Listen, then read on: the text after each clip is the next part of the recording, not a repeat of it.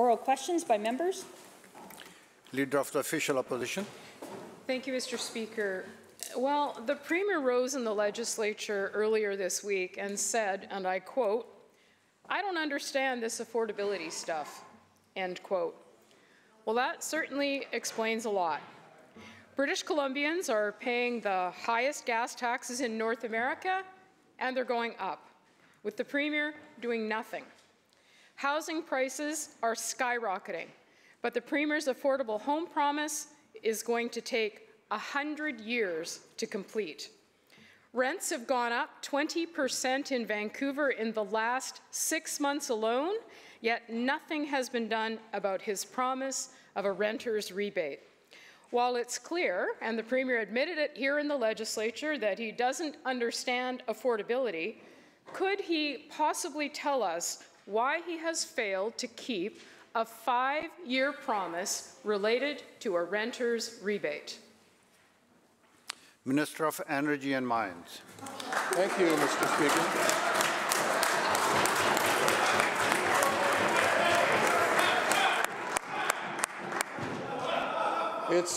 It's interesting to hear the members on the other side and their newfound concern for the struggles of ordinary people. When they sat over here, they gave tax breaks to the wealthiest 2% and made everyone else pay for it. MSP premiums doubled, ICBC car insurance rates went up over 30%,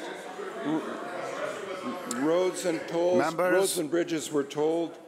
Their government created the housing crisis by putting speculators and developers ahead of people. Here on this side, we've continued to reduce costs for people as we invest in the services that they count on. Come to order. The new ICBC rebate, thanks to our work to fix ICBC. The child opportunity benefit, up to $2,600 a year for a family with 2 children. Reduced childcare costs, lower car insurance, ended MSP premiums. There are many more, but I'll wait for the supplemental to list those.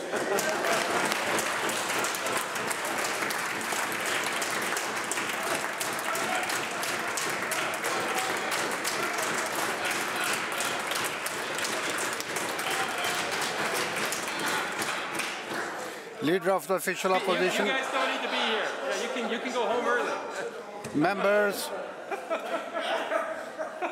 Members, it's a question period, not a comedy show. Take the rest of the day off,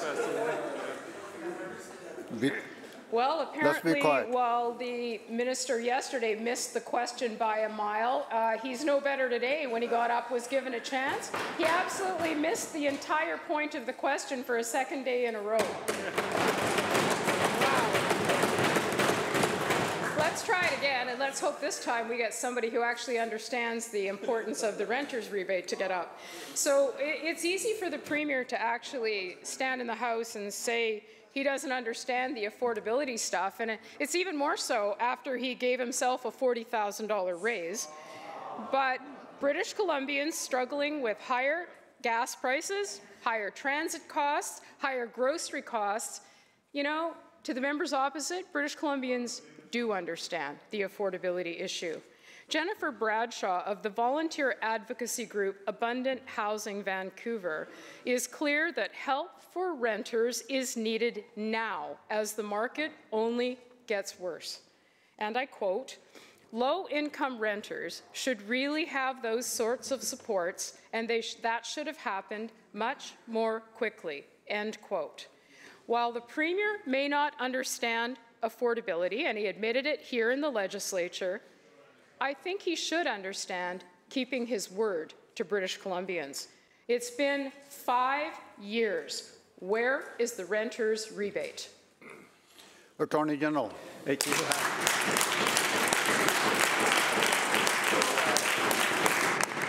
Thank you, Honourable Speaker. I want to thank the Minister of Energy, who clearly saw my first reading speech and thought he would step in to assist.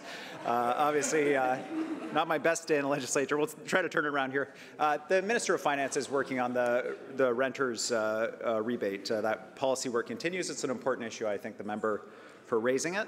But it's also important to recognize what we have done to keep rents down. And one of the things we did was we got rid of the additional 2% that got charged every year to renters.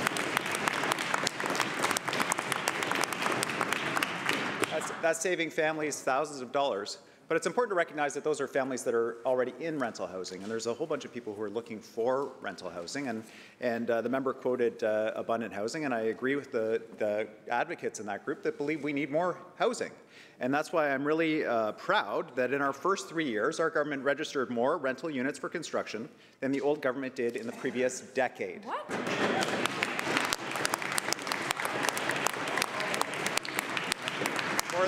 More than 53,000 new homes were registered last year. That's the highest ever since BC Housing started collecting data in 2002. And we turned 18,000 empty condos into rented homes, thanks to the speculation tax, which, by the way, they voted against and opposed.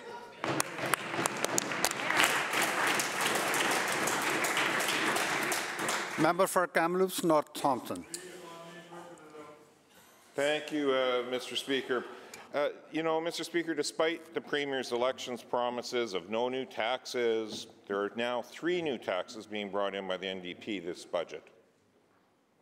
No wonder he says he doesn't understand this affordability stuff, Mr. Speaker, because he also doesn't understand how to keep a campaign promise. The Premier is going to tell you now what your used car is worth. And if you happen to get a good deal, well, too bad for you. The Premier is going to tax you on the higher amount that he feels your car is worth, because as some of his members have alluded to, apparently you're a tax cheat if you find a good deal on a used car. The budget document on page 91 was very clear that the people hurt by this change are, and I quote, more likely to be low and middle income people, end quote. Again, why is the Premier going after low and middle income people who are just looking for a good deal on a safe used car? Minister of Finance.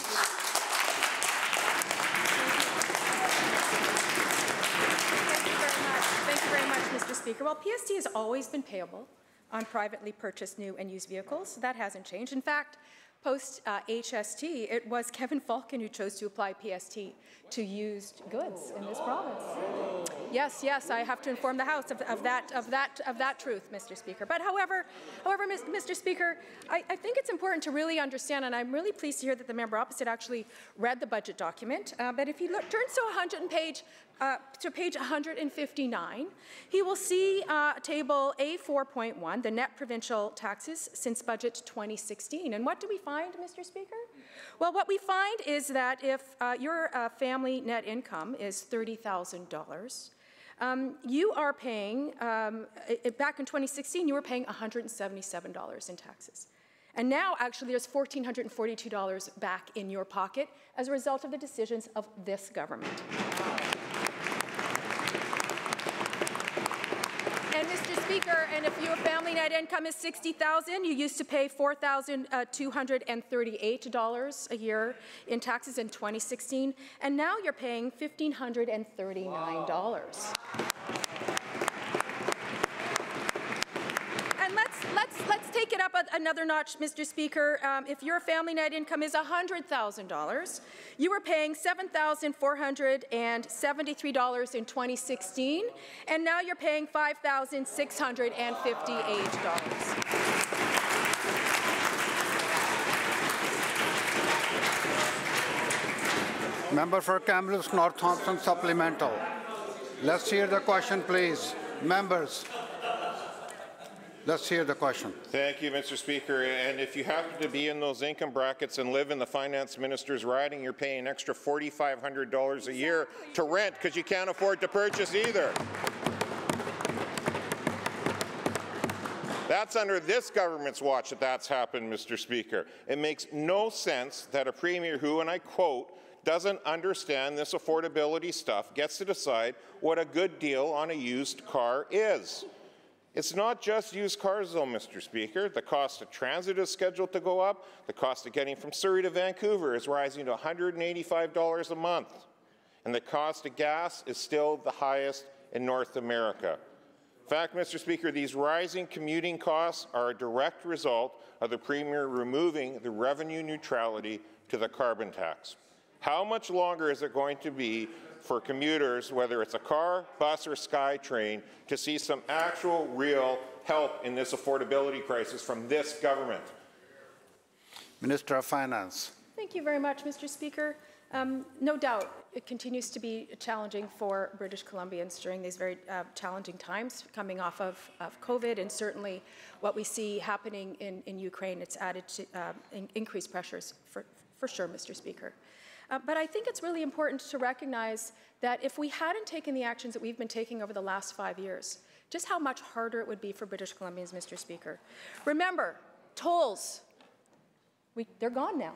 They're gone. MSP premiums, Mr. Speaker, they're gone as well, Mr. Speaker.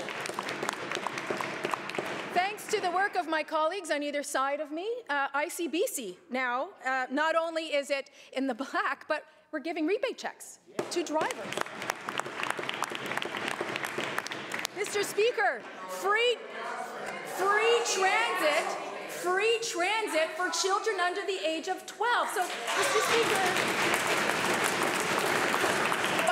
if I might read into the record what that means, because for a whole lot of families, the family vehicle is the bus. It is the bus. And we've heard from Bikram, who lives in Vancouver with 2 children. And this is what Bikram had to say about what it means to them to have free transit for their children. For a working family like ours, free transit for kids under 12 is such a big help. This year, we would have spent around $1,400 on transit passes for our 2 young sons. We can certainly put those savings to good use. We rely heavily on public transit in our day-to-day lives. We use public transit to visit our families and take the kids to the various activities like skating, swimming, soccer, and Kumon. Both our children will absolutely benefit from free transit, and so will our family. Thank you, Mr. Speaker.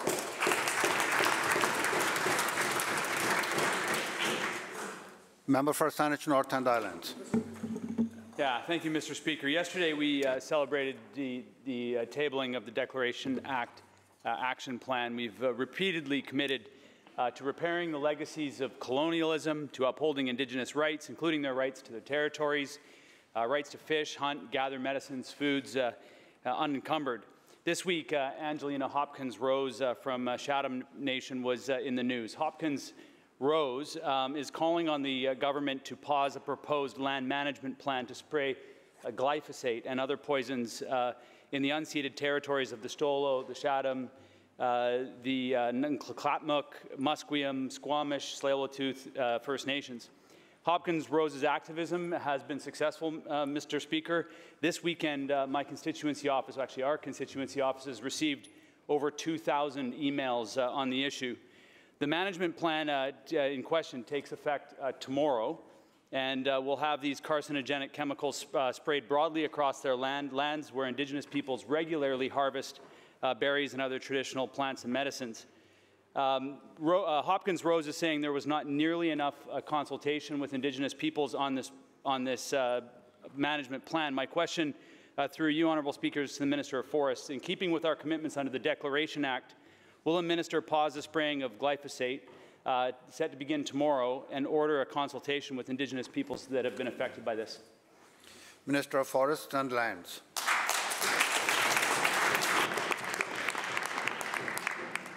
I thank the member for the question. Thank you, Mr. Speaker. And I've done a lot of research on this because we've also been, there's questions about glyphosate use in forestry.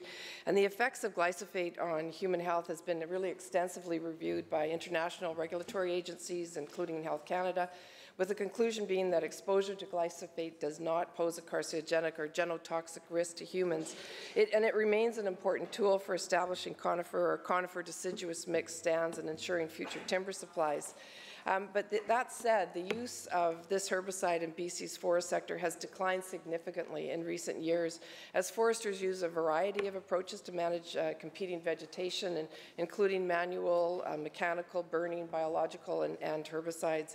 The glyphosate use in forestry, it has to comply with BC's Integrated Pest Management Act, and steps have to be taken to minimize impacts on environment, including in fish-bearing streams. Member for Saanich North and Islands, supplemental.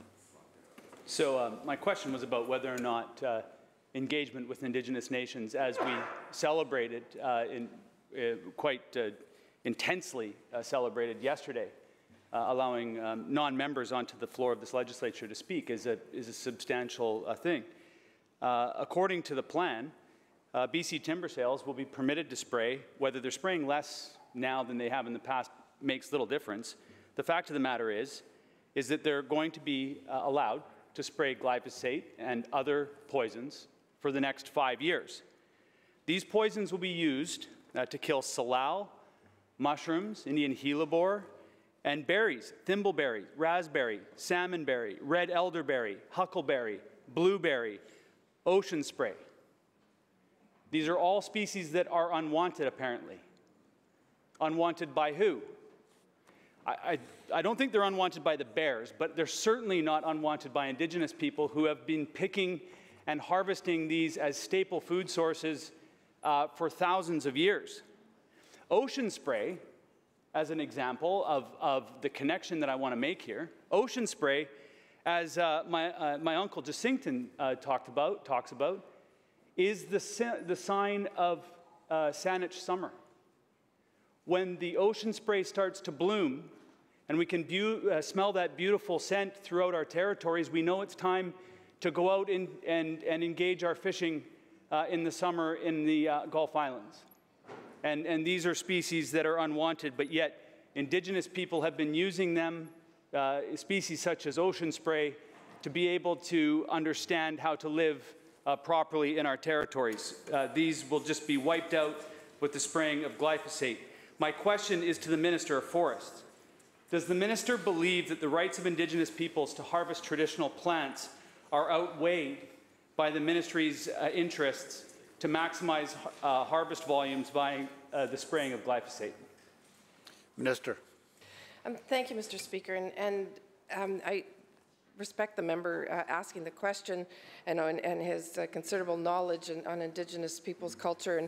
And I respect that, there have been changes in this legislature and we are working with Indigenous people. In fact, under the BC Integrated Pest Management Act and the BC Integrated Pest Management Regulations, the use of herbicide and products in forestry for vegetation and invasive plant control, it requires authorization by way of registering a pest management plan, which requires First Nations and public consultation, but First Nations consultation. And that is something that we take very seriously. Every year a notice of intent has to be submitted to the Ministry of Environment and Climate Change with detailed treatment maps. And again, that consultation with First Nation is required. There's also been new technique on using superior orchard seed, improved nursery techniques, fast-growing seedlings and well-timed plantings so that we can improve plantation survival in areas of high vegetative competition, thus reducing the amount of herbicide used for plantation management. I visited the the center in Vernon recently and saw the work that was being done on this, the considerable work being done to try to improve the seeds that we are using right across the province to ensure that we can use less herbicide and when it comes to making sure that we are investing in our forests. But it's very critical that they also consult with Indigenous nations, which is part of what the Act is about. Opposition House Leader. Thank you, Mr. Speaker. Well, the Premier says, and I quote, he just doesn't understand this affordability stuff, end quote. But I'll tell you this, many small businesses in this province understand the affordability crisis. The NDP have failed. They have failed to act on the skyrocketing property taxes on unused airspace over the heads of small businesses, and this is forcing many of these small businesses to either raise prices or to shut down for good. That's hurting popular restaurants like Red Burrito on Lonsdale Avenue, which is closing down after a decade and a half of being in business. They closed because they were faced with steadily rising costs and a shocking 15% increase in their lease costs, driven entirely by property taxes. Now, the Minister could act, the Minister of Finance could act to protect local businesses and the people who enjoy them by enacting split assessment. So the question to the Minister of Finance is this: how many businesses will close down or raise their prices before the NDP take action and throw a lifeline to these struggling small businesses? Minister of Finance. Thank you very much, Mr. Speaker. And we've certainly through the pandemic have witnessed the challenges of many small businesses. And that's why our government has been there right from the beginning, right from the beginning, making sure that there were supports available to small businesses, making sure that they had the ability to keep their doors open, and many of them have been certainly challenged by a whole range of challenges as a result of COVID. Everything from accessing labor, dealing with the changing requirements that were recommended by the provincial health officer. But I have to say, Mr. Speaker, with the supports that we've provided, that many businesses have been able to keep their doors open. We recognize that it continues to be a challenge, and that's why we're going to keep being there for business. That's why, Mr. Speaker, we continue to have a pandemic and recovery contingency available for this next budget, because we know that we're not through this yet, and that we need to continue to be there for businesses and for people and for communities. Opposition House Leader, supplemental. Thank you, Mr. Speaker. Well, this is nothing new to this minister. This issue was first brought to her attention nearly 5 years ago as the issue was building, and it's gotten worse and worse and worse. We're talking about a lot of small businesses that have been struggling because of skyrocketing property taxes on the unused airspace over their heads. And it's happening in communities all over the province, including in the finance minister's community of Coquitlam. The good news is that the work is already done. The working group consisting of a whole bunch of local governments, the UBCM, the Chamber of Commerce, CFIB, have all come together, and they proposed this split assessment solution as an optional tool that local governments could use. And many of them have said they would use it. What did the finance minister do when she was the housing minister back in 2020? She brought in a permissive tax exemption tool. Do you know how many local governments? She said this would be the silver bullet that would provide a tool for local governments. Do you know how many local governments have used this tool in the last 2 years? Zero. Zero. Not a single one. They continue to call for the split assessment tool. I've introduced a private member's bill. It's sitting on the order paper. I've introduced it 5 times now. Mr. Speaker, Fraser Young of Lift Breakfast Bakery in North Vancouver says costs are forcing him to raise prices on his customers, and I quote, "Everything is up, nothing is down," end quote. Everyone but the minister, business groups, local governments, the UBCM, everyone agrees on this split assessment solution. It's all drafted, it's all ready to go. Businesses are being caught with these massive increases in the unused airspace over their heads. Will the minister either embrace the bill that's on the order paper or write her own bill, implement a split assessment tool so local governments can do what they want to do, and that's provide much needed support for struggling small businesses in their communities?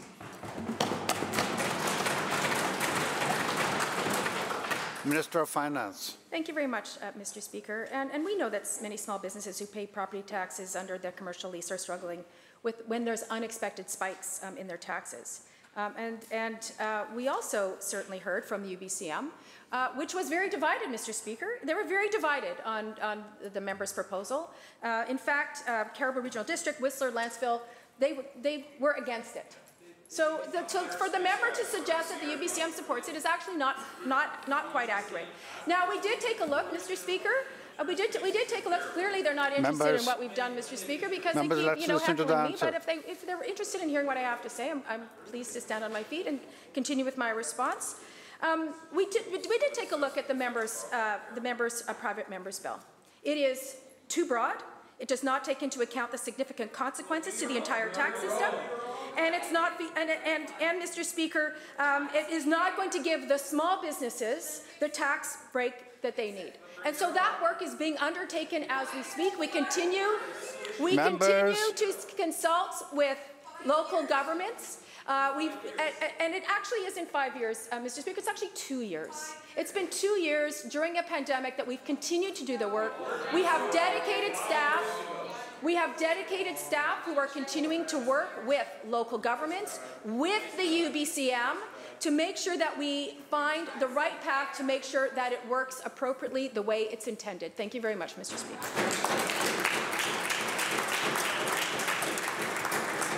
Member for Kelowna Mission. Thank you so much, Honourable Speaker. Well, just like renters, commuters, and small businesses, parents childcare providers. Well, they're also finding out that the Premier doesn't understand the affordability stuff. Jennifer Radcliffe is the owner of Pebble Lane Early Learning in Surrey, and she says, and I quote, "Promises and agreements are not kept. Most recently, the 2022-23 funding for many daycare owners has been delayed. The funding directly affects staff, families, and most of all, the children. How can we continue to depend on a government that chooses to ignore the owners and make light of our parents' concerns?" End quote. Tomorrow is April 1st. Will the minister stop making excuses and deliver the funding? Minister of State for Childcare. Thank you so much, Honourable Speaker, and I thank the opposition member for the question, and I've reiterated this yesterday, that no timeline has been missed. We've been working hard with providers to make sure we can continue to pass on savings to families and parents and ensure stability for provider too. And I would like to take this opportunity to inform the member opposite that yesterday, staff has looked into all the cases that the member opposite have raised in question period. And we learned that 3 of the providers have received approval or temporary approval between March 23rd and March 28th. And another provider has received confirmation on March 29th, the day after they completed their application. And the remaining provider was contacted on March 24th.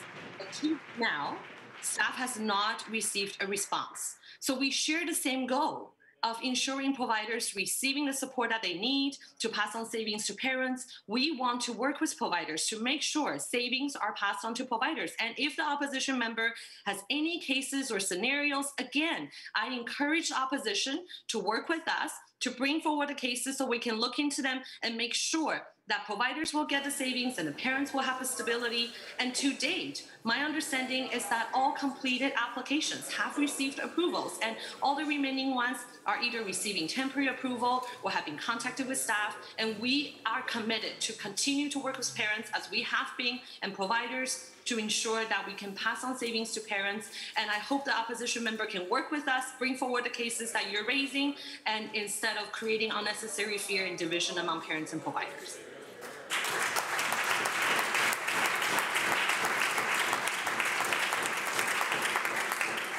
Member for Abbotsford West. Thanks, Mr. Speaker. I got a call yesterday from a constituent. He's one of these constituents, I think we probably all have them, who actually watches question period. He doesn't get to watch it live, he watches the late night version of question period. And here's what he said to me. He said, "It's the applause. It's the applause that I hear from the government that drives me crazy. Because it feels like they're mocking me. Because I don't understand why they're applauding. Are they applauding the fact that yesterday when I went to fill up my car, it cost me $60 more than it used to, and that's going to translate into $2,000 more per year?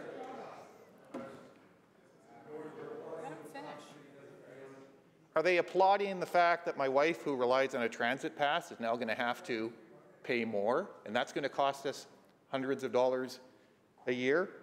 Are they applauding the fact that the used car we were hoping to buy is now going to cost more because of tax policies introduced by this government? Are they applauding the fact that the shopping cart full of groceries that used to cost us $250 now costs us over $400, Mr. Speaker? Or maybe they're applauding the fact that our rent, his rent, he and his wife's rent, has gone up over $3,300 per year, Members, Mr. please. Speaker.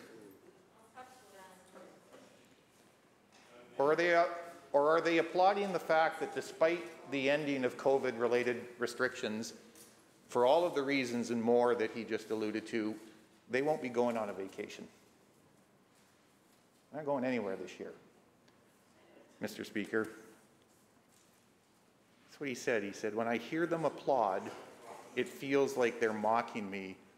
He said this, You don't actually have to be on the Academy Awards to be publicly slapped in the face when you hear the government applaud. Mr. Speaker. Members. Would the Premier... Members, question please.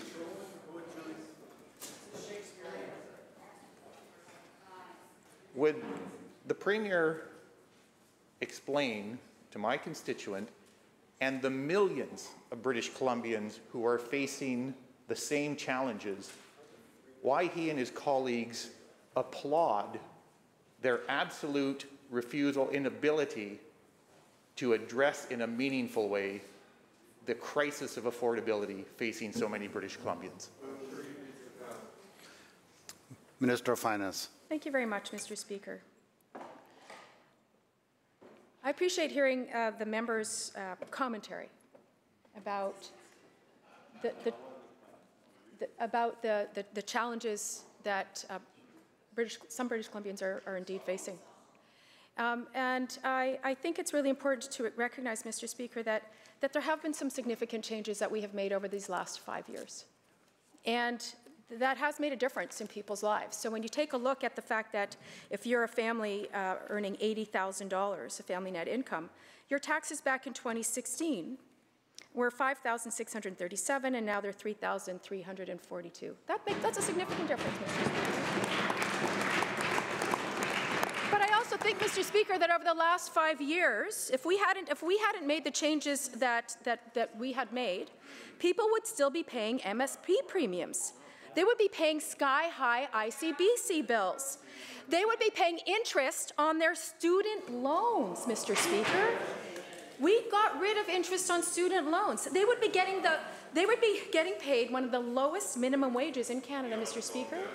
And that's no longer the case because they're getting the highest minimum wages right now, Mr. Speaker, and that makes a difference for British Columbians.